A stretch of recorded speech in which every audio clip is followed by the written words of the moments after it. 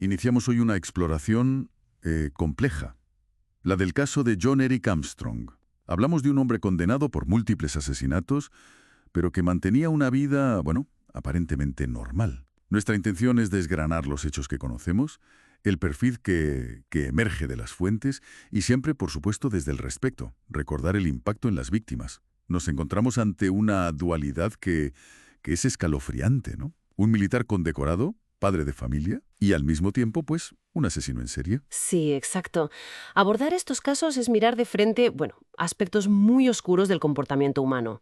No para justificar, ni mucho menos, sino para intentar comprender las dinámicas documentadas.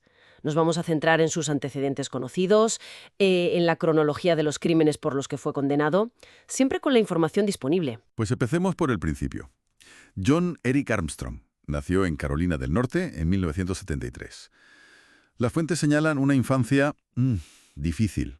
Hay alegaciones de abusos por parte del padre, la muerte trágica de un hermano pequeño en el 78, por muerte súbita del lactante, que al parecer le afectó mucho, incluso con un intento de suicidio. Luego el padre los abandonó y recibió tratamiento psicológico, pero ya bastante tarde, en 1989. Son datos de contexto, claro. Y es fundamental manejarlos con mucha cautela.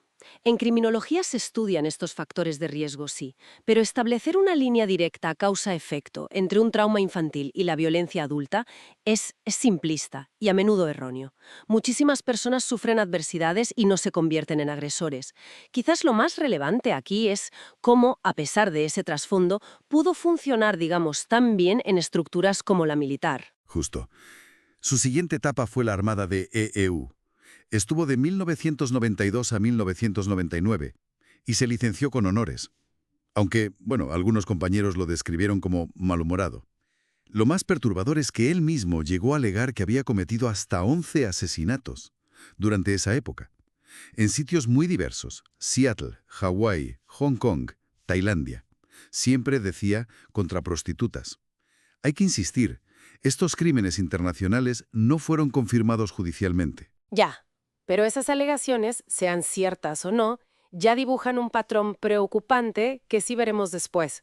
La elección de víctimas en situación de gran vulnerabilidad y el posible uso de esa movilidad geográfica, en este caso militar, como un factor que dificultaba conectar crímenes y, la detección temprana. Claro. Al dejar la Marina, se instala en Michigan y empieza una vida, aparentemente normal.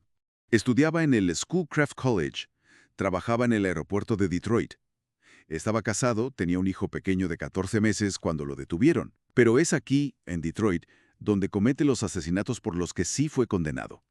El 2 de enero del 2000, fíjate qué cosa, él mismo reporta haber encontrado el cuerpo de Wendy Jordan en un río. Luego, el 10 de abril, aparecen los cuerpos de Robin Brown, Rosemary Felt y Kelly Jean Hood en una zona ferroviaria. Y más tarde se le condenaría también por el asesinato de Monica Johnson. Todas prostitutas, todas estranguladas. Y además, dejadas en posturas muy específicas. A actuar en su propio entorno, muy cerca de casa. Esto implica una escalada, un aumento del riesgo para él considerable. El modus operandi se mantiene, estrangulamiento, el perfil de la víctima, pero se añade esa firma psicológica, esa disposición particular de los cuerpos.